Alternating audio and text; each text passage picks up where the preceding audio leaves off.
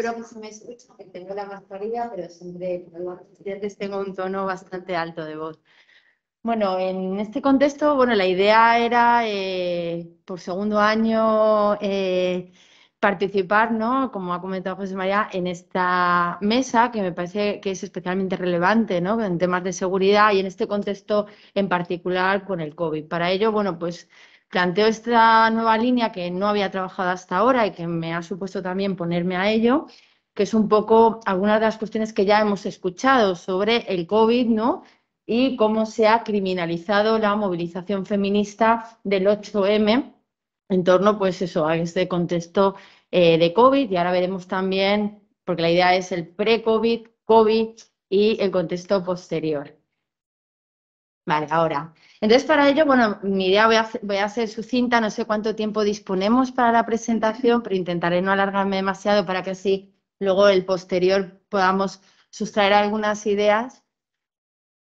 Vale, pues bueno, yo incluso tenía más ceñida, porque otras veces son 10 minutos 15, para ello, bueno, pues unas cuestiones teóricas, ¿no? Ese marco teórico desde donde se parte la presente contribución, de qué manera, ¿no? Qué metodología se ha utilizado, un contexto sociopolítico que también nos permite ubicar algunas cuestiones que son claves, son elementos claves a la hora de abordar esa criminalización de la protesta, que es lo que yo señalo, que ha existido durante este tiempo, y un análisis en torno a varias fechas, ¿no? 2019, 2020 y luego una etapa pospandémica, como señalaré, que es 2021, 2022 y cerrar con unas conclusiones.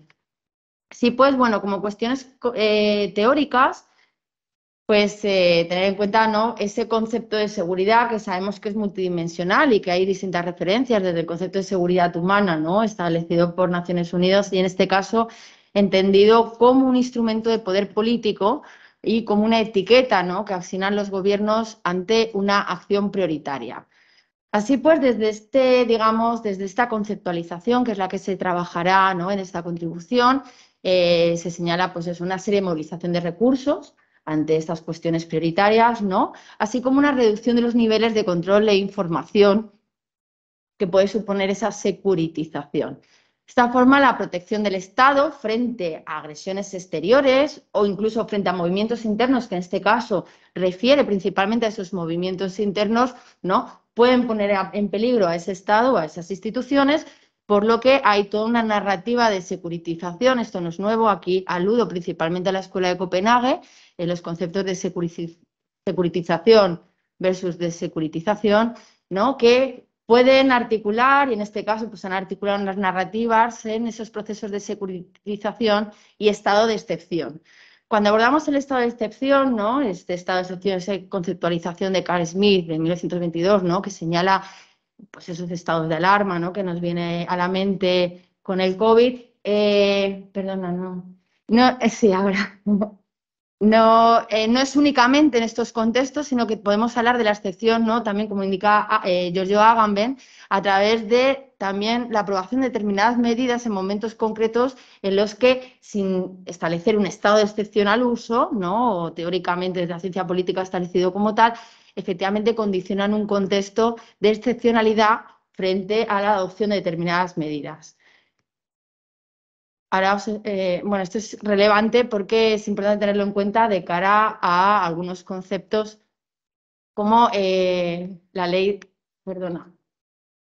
Bueno, el caso es que el concepto de securitización y desecuritización es clave para esta contribución y me imagino que para la mesa en concreto porque se entiende como algo que es entendido como una amenaza en este caso, ¿no? Algo que podría ser una movilización como la movilización feminista del 8M es percibido como una amenaza y por tanto se aplica una serie de medidas excepcionales de securitización. Para ello, como señala la Escuela de Copenhague, es importante también desecuritizar, es decir, eliminar toda esa construcción teórica de amenaza frente a esa realidad y ver qué es lo que subyace por debajo. De esta forma, bueno, el qué, el por qué y el cómo, ¿no? De esta contribución, pues, tiene como objeto de estudio el análisis, ¿no? De los discursos emitidos en el Congreso de los Diputados y en torno al 8M desde 2019 a 2022. En un primer momento mi idea era hacerlo de todo el grupo parlamentario, pero la información era muy numerosa, ¿no? Y decidí pues centrarme únicamente a través del Congreso de los Diputados. El objetivo, por tanto, es conocer cómo se articulan, ¿no?, los diversos relatos en torno al 8M en los últimos 4 años, ¿no? En ese contexto que primero podríamos entender una cronología que nos permita abordar esos debates previos a la pandemia en 2019, en un contexto pandémico 2020 y ese contexto pospandémico que señalaba José María, ¿no?, de hacia dónde vamos y qué causas que yo he dividido en 2 fases, ¿no? Una primera fase de 2021 con una serie de medidas restrictivas que esto va a condicionar, por supuesto, y una segunda fase 2022, ¿no?, con esta ansiada vuelta a la normalidad en la cual nos encontramos. Es simbólico que lo diga con una mascarilla también. Entonces, bueno, para ello la metodología a utilizar ha sido, por un lado, un análisis el análisis crítico del discurso, por supuesto, que por un lado dé cuenta, ¿no?, cuáles son los miembros del grupo cuando articulan, ¿no?, determinadas narrativas, las relaciones entre la acción y el proceso, un contexto y la estructura social que nos ofrece y esas representaciones sociomentales.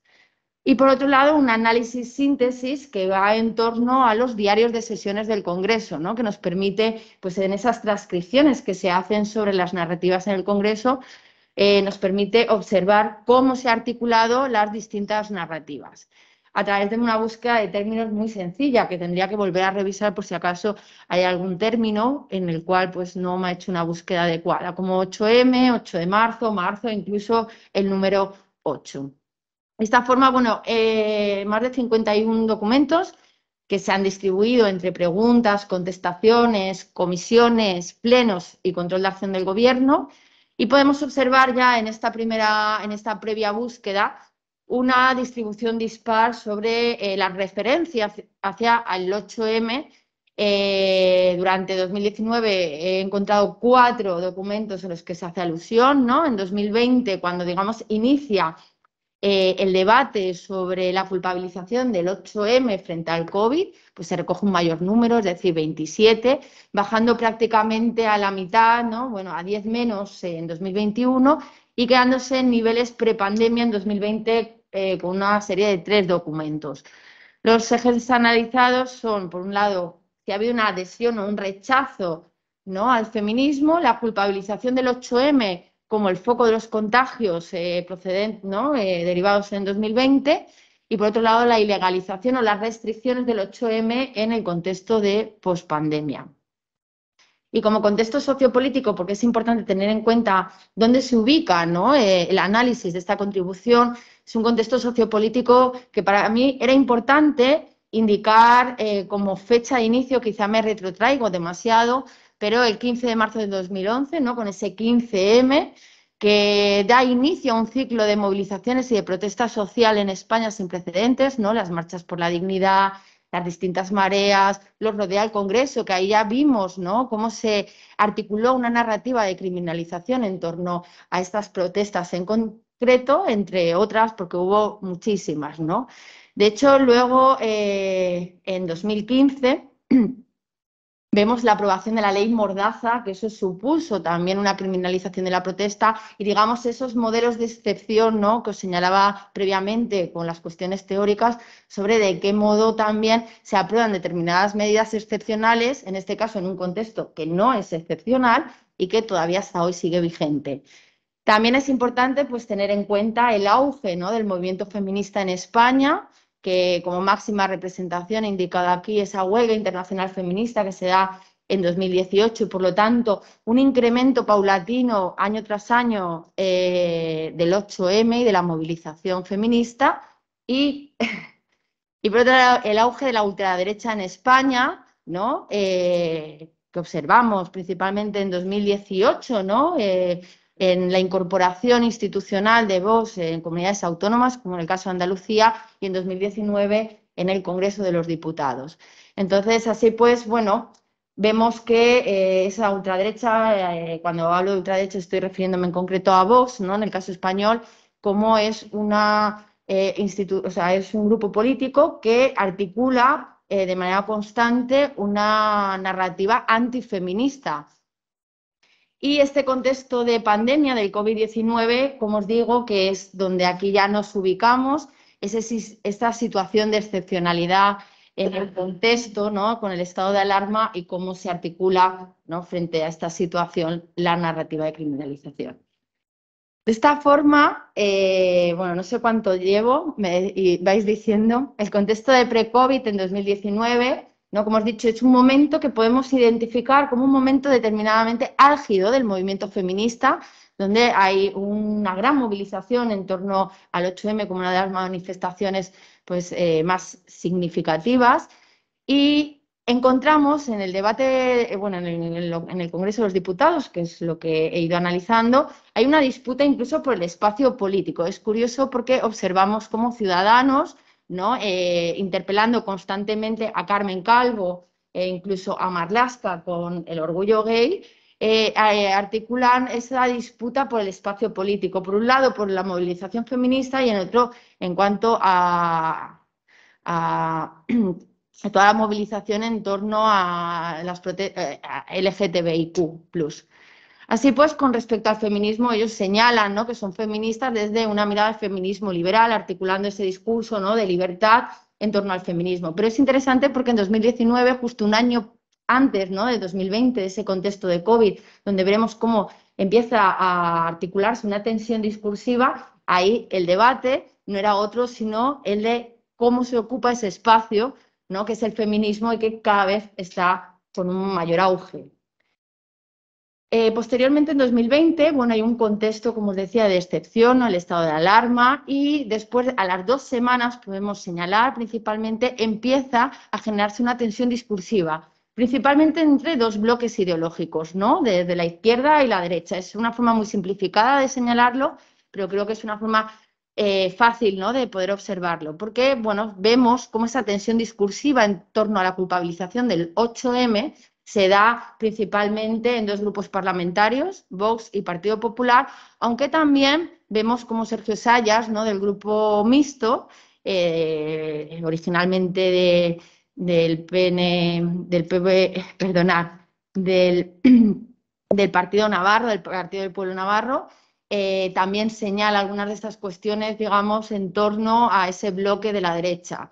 Y vemos acusaciones contra el gobierno, ¿no?, que es el que se erige, ¿no?, con ese movimiento feminista o se articula a través de ese feminismo, con negligencia criminal, acusación de delitos contra la salud pública e incluso la indicación de que se les va a denunciar, ¿no? Además, el 6 de octubre de 2020, Vox presenta una moción de censura que no prosperó contra el gobierno, un poco articulando también este discurso. También hay unas acusaciones contra el 8M, señalándolos como, y aquí cojo textualmente del diario de sesiones, bomba de neutrones. Esto lo indicó el diputado, en aquel momento líder de la oposición, Pablo Casado, y bomba tóxica también articulado por Vox. Acusaciones, por tanto, no solo de criminalización, sino de delito y de denuncias interpuestas, ¿no?, al gobierno por haber permitido la movilización del 8M. Es interesante porque, bueno, como bien sabréis, se culpabiliza constantemente a la movilización feminista cuando hubo muchos otros actos que en ningún caso han sido señalados durante estos debates parlamentarios. Posteriormente estaría este escenario de pospandemia de 2021-2022, como señalo, que lo divido en 2 etapas. Esa primera etapa hay un inicio del proceso. 2 minutos. Mira, bien, ya acabo. Un proceso de vacunación, medidas todavía restrictivas, por lo tanto, vemos cómo hay algunas declaraciones, como la ministra en este momento, Carolina Darias, que dice no ha lugar a la movilización. Y, bueno, hay una prohibición en el caso de la movilización en Madrid, delegación de gobierno.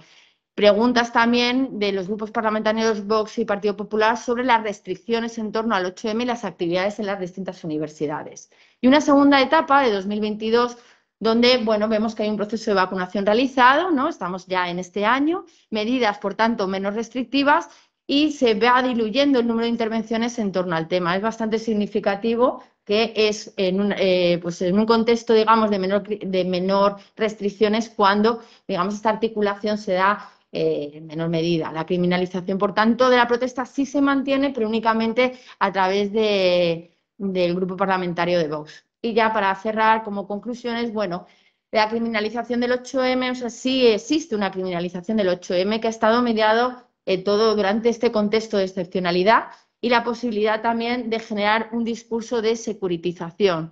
Hay una tendencia de la articulación de los relatos en el Congreso de los Diputados en 2019, ¿no? Por esa lucha en la ocupación del espacio político, principalmente por Ciudadanos, pero en 2020 vemos esa culpabilización del 8M en la propagación del virus, ¿no? Se pasa a dirimir sobre esa tardanza en la aplicación del estado de alarma y la culpabilización de un foco a través de esa movilización. Principalmente partidos que articulan los principales partidos, pues como ya he señalado, Partido Popular y Vox. Es significativo que el Partido Popular, que no había articulado este discurso tan reaccionario, tan antifeminista, en este contexto sí lo articula también como Vox.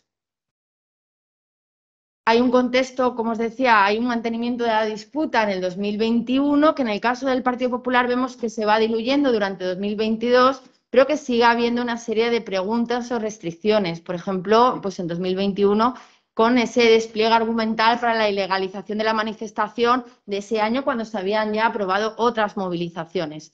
El Gobierno, ¿no? Es decir, ese Gobierno entendido como bloque de la izquierda, Partido Socialista y Unidas Podemos, no ha articulado ese discurso de criminalización. Obviamente se erigen, de hecho Unidas Podemos se erige como parte de ese feminismo, pero tenemos que tener en cuenta que esa delegación de gobierno no permitió el 8 de marzo de 2021 en Madrid, así como tampoco ha habido una derogación o cambio en la ley Mordaza, que son cuestiones que podemos ver que puede seguir manteniéndose esa criminalización.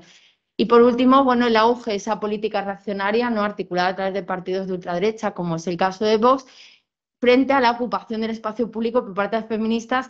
Esto nos muestra que es susceptible no solo de ser criticado, sino de ser culpabilizado a todo un movimiento social por luchar por sus propios derechos, siendo paradójico, ¿no?, que por seguridad se apliquen determinadas medidas, ¿no?, por la que la inseguridad de las mujeres pues sigue en juego.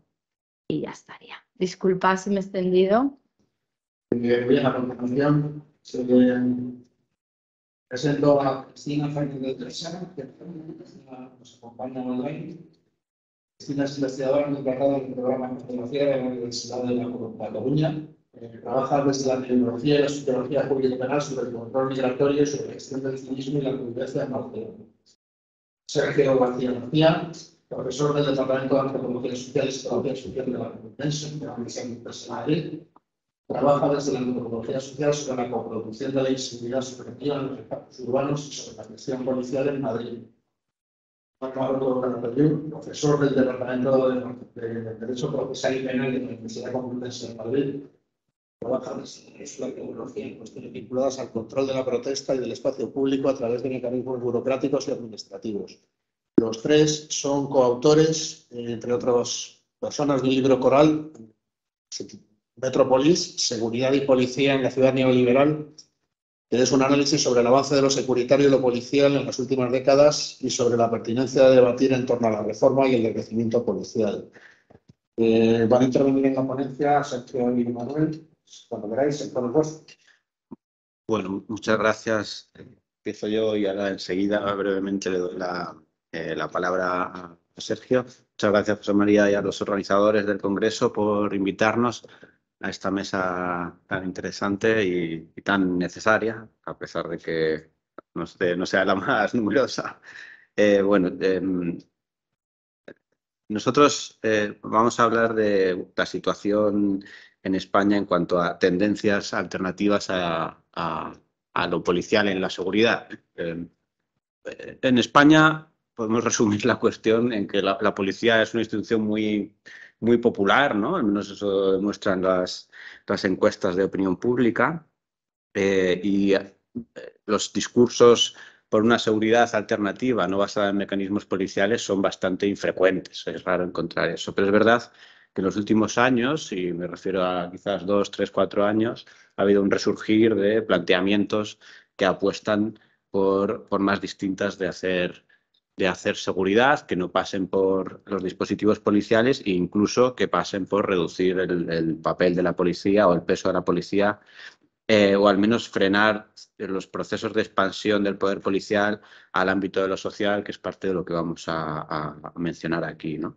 Estos años donde ha resurgido este interés tienen que ver bueno, fundamentalmente con la influencia del movimiento Defund the Police de Estados Unidos, pero también podemos identificar otros ejes como la influencia de los discursos antipunitivistas en relación con el movimiento feminista, que es cada vez mayor, y también la gestión policial que se hizo de la pandemia, que si bien no se puede decir que haya generado una crítica a lo policial en España, sí que ha hecho muy visible algunas de las funciones, digamos, más cuestionables de la policía, en este caso en particular, como pues, una especie de sustituto de la gestión sanitaria, ¿no? de una crisis como la que vivimos.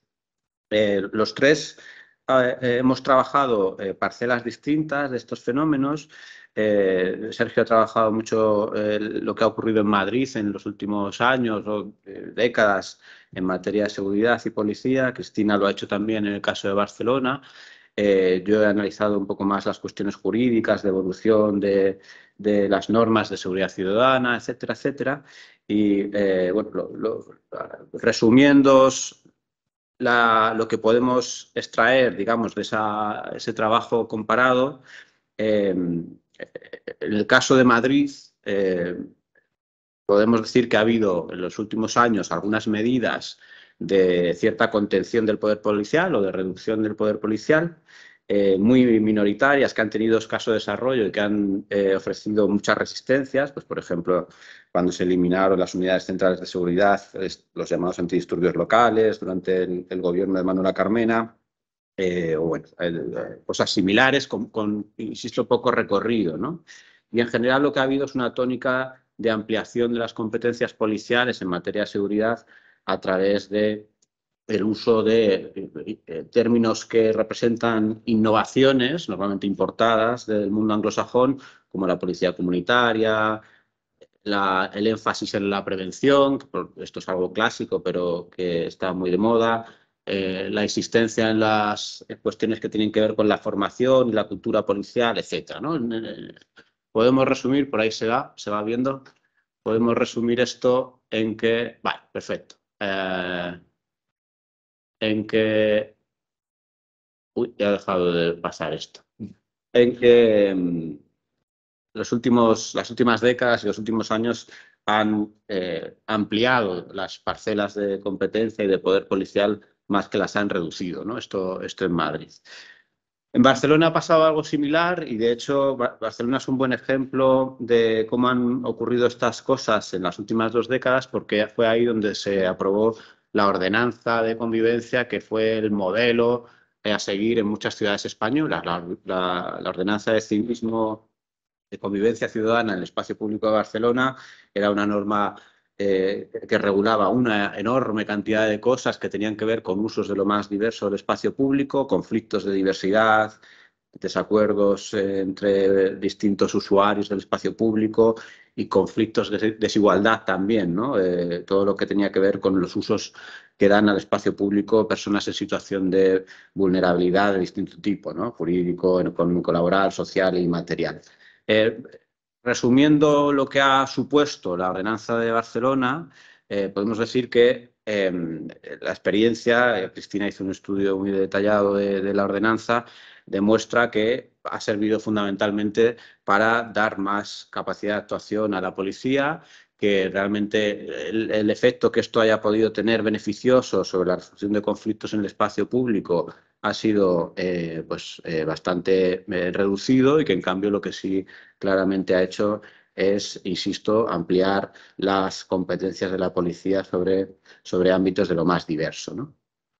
Un ejemplo claro de esta ampliación de competencias y de poderes es lo que ocurrió en la pandemia. Aquí tampoco me voy a extender apenas, pero la pandemia tuvo desde el principio un abordaje claramente policial por motivos complejos, pero también de una manera que contrasta con lo que ha ocurrido en otros países. Si recordamos las imágenes de lo que se llamaba los uniformados en las ruedas de prensa diarias, ¿no? Donde aparecían miembros de la policía, de la Guardia Civil y del Ejército dando una rueda de prensa cada día para poner al día a la población de lo que está ocurriendo, eso es algo que en el ámbito comparado europeo no tiene similitudes, ¿no? Uno no encuentra ese tipo de respuestas en otros países cercanos, ¿no?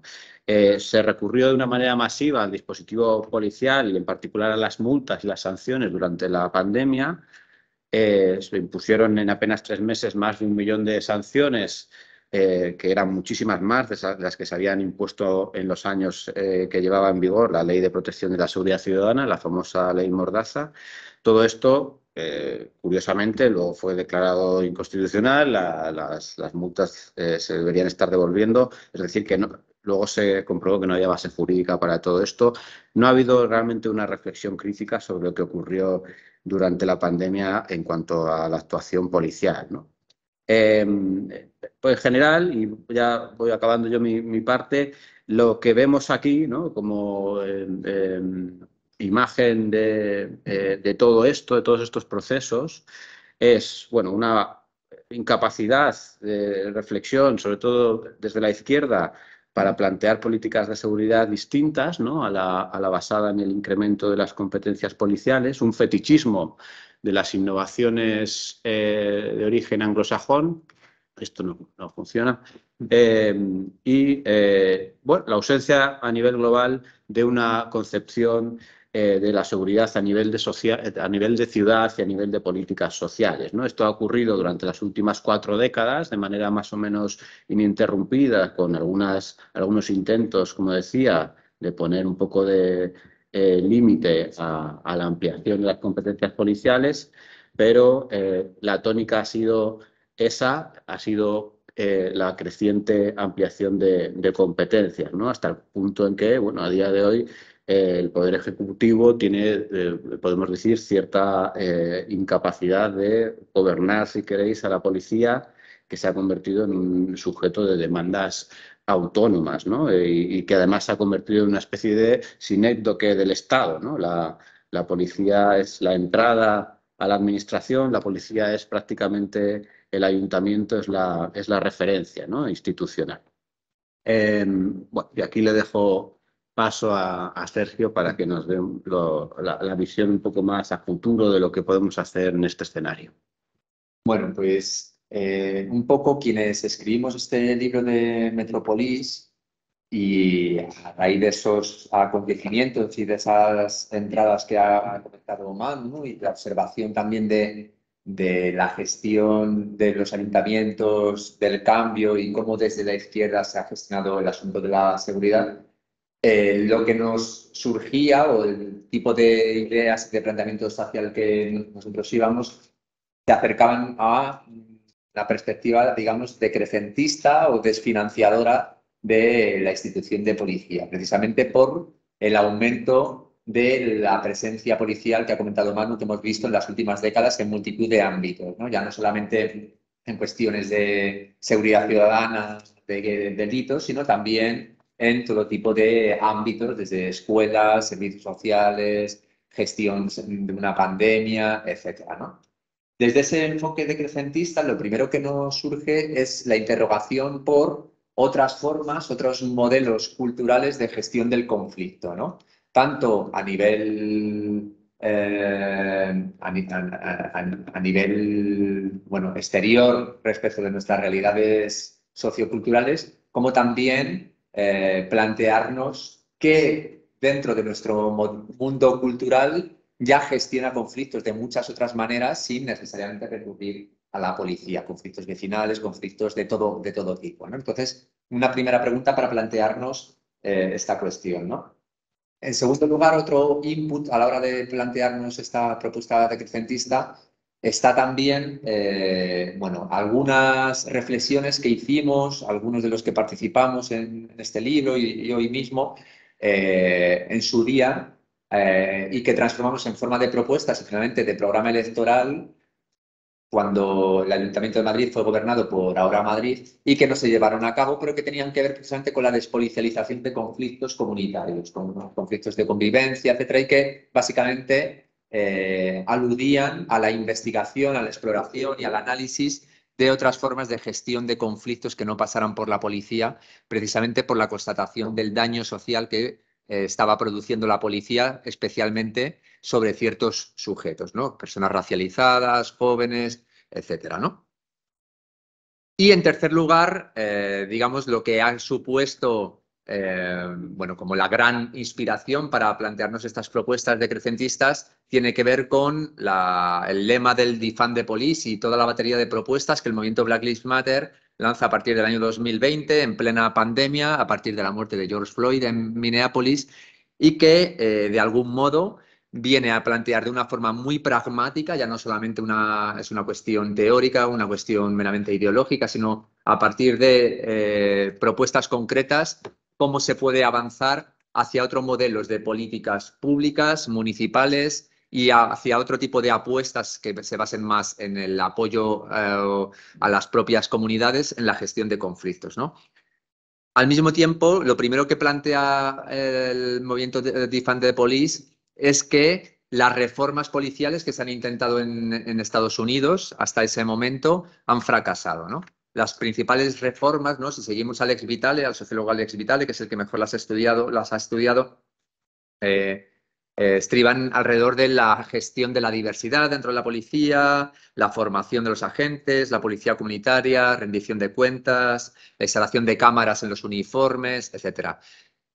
A partir de distintas investigaciones, que igual ahora no da tiempo a detallarlas, se puede apreciar cómo todas estas reformas o bien han sido inocuas o bien han generado efectos perversos en forma de mayor acceso a cuotas de poder por parte de la propia institución policial, que además acaba convirtiéndose en experta en distintas temáticas que ya no son meramente el delito, como pueda ser incluso cuestiones de derechos humanos, cuestiones de delitos de odio, cuestiones incluso de violencia de género, ¿no? Por lo tanto, no van encaminadas a reducir el poder de la institución de policía, sino todo lo contrario, ¿no?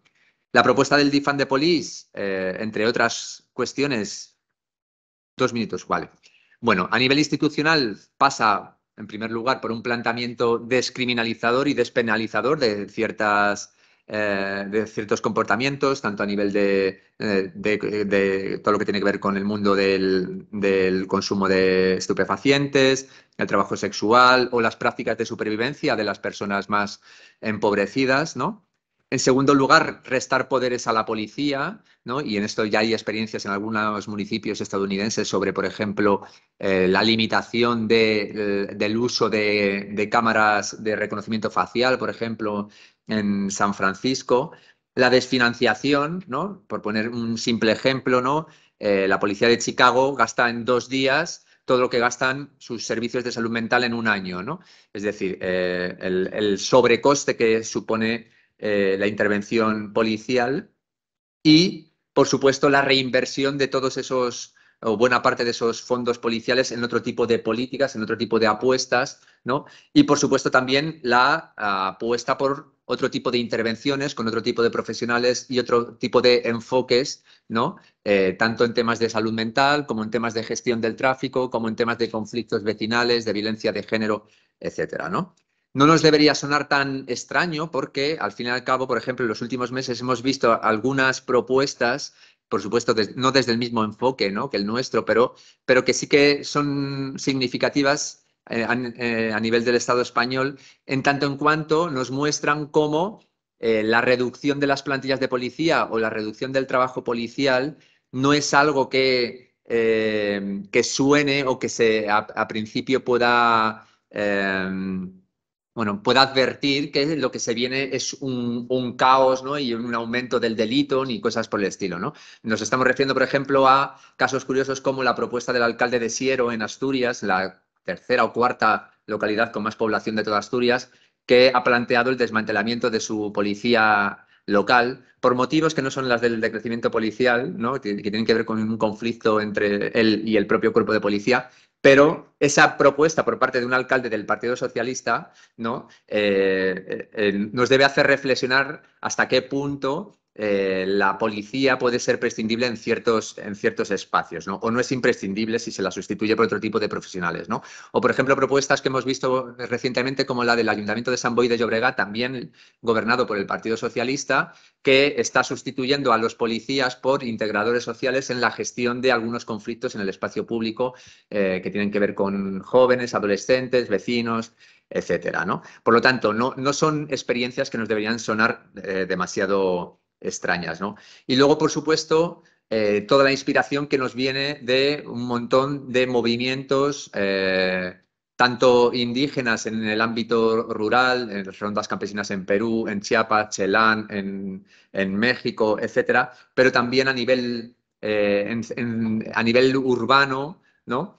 Sobre todo en Estados Unidos, como experiencias de desescalada de conflictos, como los interruptores, etcétera, que pueden servir de inspiración, aparte de otras experiencias que también están surgiendo, por ejemplo, en España, en el municipio de Manresa, entre redes de colectivos que están atreviéndose a gestionar sin la policía, precisamente por el daño social que produce la propia intervención de la policía en ciertas situaciones, conflictos que tienen que ver con violencia de género, etcétera, ¿no? Entonces, bueno, esta era un poco lo que queríamos traer. No nos ha dado tiempo a contar ni la cuarta parte de lo que traíamos, pero seguramente que ahora en el debate salgan algunas cosas que permitan enlazarlo. Gracias por contarle eso, pues, bueno, la aplicación comunitarista y saber Es poquito tiempo que hay otra mesa, ¿no? Sí. Voy a ser muy breve. De ser muy breves. Sí, yo voy a ser muy breve. Bueno, primero daros las gracias por invitarme. Por creer que yo tengo algo que decir en estos temas y por compartir conmigo vuestra ponencia. Yo creo que las políticas, y esto es normativo, no es empírico, yo creo que las políticas de seguridad necesitan reflexiones desde muchos espacios porque entre todos las construimos. Y yo voy a hacer la valoración de lo que vosotros habéis presentado al último objeto de estudio que me es un poquito familiar, ¿no? Que es el tema de las políticas de seguridad. Nosotros analizamos las políticas, cuando digo nosotros no hablo de un programa estático, ¿vale? Presenta un grupo de trabajo con cierta experiencia en estos temas y varios proyectos europeos y tenemos algunos datos empíricos. Voy a hacer algunas consideraciones compartidas y luego algunas matizaciones por si os pueden ser de utilidad para vuestro análisis. Lo compartido. Puedo coincidir con vosotros en elementos de fondo, como es que siempre que hablamos de seguridad y de políticas de seguridad hablamos de temas controvertidos, porque estamos hablando de la acción coercitiva del Estado. Y eso es una ley de hierro. Lo mismo que lo es que siempre que nos enfrentamos a la seguridad como concepto, estamos hablando de un concepto de carácter multidimensional, absolutamente interactivo y complejo, y que se ve muy afectado por el cambio social. Lo que quiera que sea que pasa en el ámbito de la seguridad tiene mucho que ver con lo que pasa en la sociedad y cómo la sociedad interpreta, aborda o genera su reacción ante esos temas, que ya os digo, así esto sí es empírico, que cuando nos hacen elegir entre seguridad y libertad, la sociedad lo tiene clarísimo. Seguridad siempre. Empírica, lo cual es malísimo, porque nos ha ubicado casi en términos sociales la idea de que la seguridad es algo que limita la libertad. ¿Por dónde va mi desarrollo? Yo os animaría a que reflexionaseis en vuestros trabajos algo de esto. Ver menos la seguridad como un elemento coercitivo y verla más en términos de los nuevos paradigmas de estudios de seguridad que dan cuenta de la seguridad como una responsabilidad colectiva en la que los cuerpos policiales, estatales o de la naturaleza que sea, ocupan un papel reservado para ciertas cosas, mientras que hay otras cosas en las que no hay que aplicar una visión securitista. De hecho, la visión securitista, curiosamente, la defienden mucho las organizaciones criminales. Esto es como a las traficantes de personas, que lo que les interesa es que haya mogollón de fronteras, porque en cada frontera ganan una pasta. Pues esto es lo mismo. O sea, las organizaciones criminales nos generan, de cualquier índole, nos generan una psicosis de inseguridad que progresivamente nos hace demandar no seguridad, sino securitismo, una falsa seguridad. Y eso es un problema. Por lo tanto, hay una parte ahí en la que siempre va a haber debate y conviene echarle visiones un poco modernas. Segundo, el concepto de seguridad evoluciona. Digo moderno y soy súper antigua, nuevos paradigmas, ¿no? El concepto de seguridad evoluciona. Lo que es la seguridad hoy no tiene nada que ver con lo que era la seguridad hace 20 años. Yo soy de la que defiende y en mis trabajos lo planteo y siempre tengo oportunidad, lo digo, que no podemos hablar de seguridad sin libertad, pero no podemos hablar de libertad sin seguridad. Recomiendo que leáis un libro magnífico, un escritor muy bueno, personalmente no le tengo el mismo respeto, que es Mario Vargas Llosa, que señala en su libro La fiesta del chivo, que es lo primero que hacen las dictaduras, coartarte, o sea, meterte tanto el miedo que tienes miedo hasta de pensar. O sea, lo que te colonizan es el libre albedrío. Eso es lo que hay que desterrar del espacio público. Hay que reflexionar en torno a cómo se deben gestionar políticas de seguridad que forman parte de entramados de bienestar y que por lo tanto reciben impulsos de unas políticas públicas y generan impulsos hacia otras políticas públicas. Hay sitios donde no se puede hablar de esto. Estamos hablando hoy. Mayo se está celebrando un vergonzoso mundial donde no se pueden poner brazaletes, cuidado, no por lo que lo prohíba Qatar, lo prohíbe la FIFA. ¿Qué quiero decir con esto? Que la seguridad se ha complejizado. Hay incluso actores paraestatales que tienen opinión respecto a los temas. Por lo tanto, una reflexión profunda sobre lo que es el concepto de seguridad y una evolución del concepto de seguridad y a planteamientos que lo ponen dentro de las democracias y de la propia legitimidad de los estados, una legitimidad que es absolutamente clave para que los individuos vivamos en sociedad. Otro rasgo que hay que compartir es la conexión con la cultura política y la cultura cívica. Hay experiencias que no se pueden poner en marcha en España, por muy maravillosas que sean. Por cierto, en España hay experiencias de cultura comunitaria como los concejos abiertos. Yo es que vengo de un municipio con concejo abierto y es un ejercicio democrático de control, de transparencia y de decisiones públicas de primer nivel. Hay espacios donde pueden caber, hay otros donde es más difícil. No es lo mismo la intervención en materia de políticas públicas en un contexto de niveles de criminalidad altísimos que en un contexto donde nos tomamos las cañas por las calles, nuestros hijos juegan en el parque y cuando tú le dices a muchas personas provenientes, por ejemplo, de El Salvador o que se han venido corriendo de algunos países por un riesgo esencial para sus vidas, que pueden sacar a sus niños al parque y dejarles jugar solos, alucinan. Que vais por la calle a la 1 de la mañana. Eso forma parte también de las políticas de seguridad. Entonces es importante ver esta conexión. Y luego hay otro rasgo, lo digo, a los efectos de vuestro trabajo, y aquí ya voy a particularizar.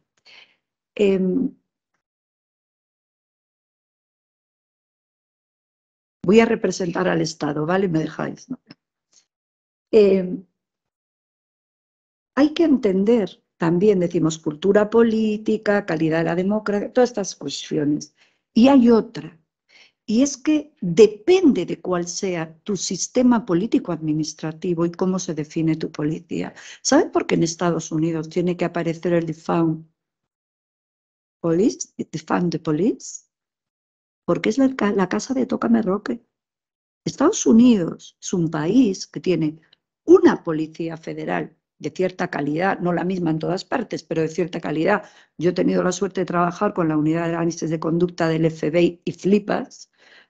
Debe ser los 4 demócratas que quedan ya en Virginia, están allí, pero es que esa es la Policía Federal. El modelo policial norteamericano es un modelo de responsabilidad local, es decir, hay tantas policías como municipios con derecho a tener policía, y el sheriff se elige por votación popular, que es tal cual. Antes le ponían la chapa al último que llegaba al pueblo, ahora el último populista que aparece se postula y le votan.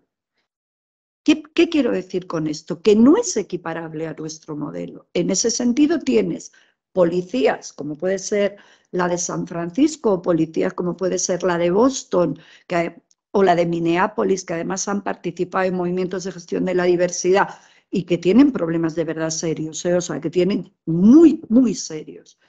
Que son policías con unos niveles de cualificación que alucinas, integradoras, con temas de discurso de odio, diversidad, dinamización de la comunidad local, trabajo ONG, y tienes policías de Camel, que vas por la calle, eres negro y te matan. Pero te matan, primero, pues son racistas, es primera condición, y segunda, porque nadie les ha formado. Es que es verdad que no es homónimo el nivel de formación.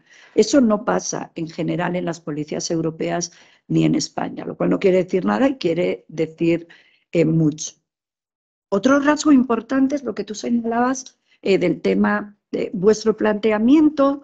Puede ser interesante en el ámbito de policías locales. Bueno, yo creo que vuestro planteamiento es interesante per se, pero además lo es en un contexto en que probablemente en España debamos revisar el modelo policial, porque nuestra ley de fuerzas y cuerpos de seguridad del Estado es de 1986, ha llovido mucho, se ha cambiado mucho, ha aflorado la política de seguridad como política del bienestar, y en este sentido pues es muy necesario darle una vuelta, pues qué papel deben tener o no las policías locales. A mí me ha sonado un poco crítico lo de es que invaden espacios. Créeme, yo trabajo muchísimo con todos los cuerpos policiales. Yo no lo he percibido nunca como una invasión de espacios, que a lo mejor lo es, no te digo que no, sino más bien como un intento de conocer cosas para que no pasen cosas. Trabajo mucho en temas de derechos humanos y seguridad democrática, discernimiento ético y políticas de seguridad, porque algo que aquí damos por sentado, yo he tenido que trabajar con carabineros de Chile que le parecían fatal cosas, que nos lo dicen a mí, no ponemos una denuncia en la siguiente comisaría, porque ni ha entrado en su ADN, o sea, es que ni ha pasado la discusión de que haya que respetar la diversidad y los de lo que dice la policía, lo que va a misa y ya está. Entonces, ahí hay todo un relato que contener. Termino. Por lo tanto, dale una vuelta por ahí, porque es verdad que hay cosas que dices que son correctas y luego que entran dentro de un nuevo modelo de gestión de la seguridad, que además lo manda Naciones Unidas a través de los ODS, por supuesto la Unión Europea a través de seguridad interior, debemos entender la política de seguridad como una política de seguridad compartida en la que se construye seguridades de distintas fuentes. Y respecto a lo tuyo, me surgen algunas dudas y creo que es muy atrevido tu trabajo, que está muy bien, que es muy útil y que hay una parte que deberías explorar. Fíjate que yo, después de oírte reflexionando con algunas cosas que he trabajado en los últimos tiempos en temas de polarización, desinformación y extremismo, creo que esta criminalización del movimiento feminista tiene que ver con un mainstreaming de la extrema derecha, que es en Europa entera. Son antisemitas, xenófobos, racistas, homófobos y además antipolíticas de género. Por lo tanto, la pandemia ofreció una oportunidad magnífica a Vox para poner su tema en la agenda pública. Lo sorprendente es que le siguiera el Partido Popular y no se distanciara, pero realmente era una forma de estar. O sea, la intervención de ayer, y sigue siendo, es que es el rasgo, y es el rasgo de la extrema derecha a nivel mundial y además vinculada a estos procesos de polarización, desinformación y extremismo. Di una cosa muchas veces que va a tener, ahora ves incluso gente que tú defines como normal, lo que quiera que eso sea, decir, no, bueno, es que el 8M fue una cosa horrible, digo, no, el partido del Bernabéu, sin embargo, fue un libre de COVID, ¿no? COVID free, pues no, hombre.